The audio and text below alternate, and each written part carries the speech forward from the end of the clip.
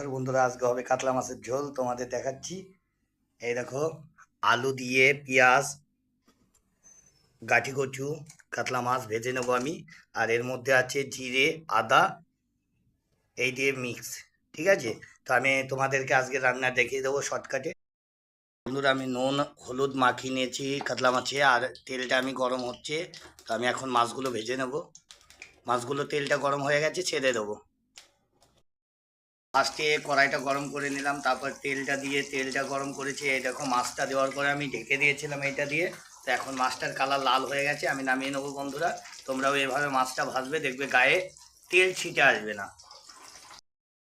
তোমরা কীভাবে তেল ছিটে যাচ্ছে, আমি মাছটা ছেড়েছি, এই দেখো ঢেকে দিতে হবে।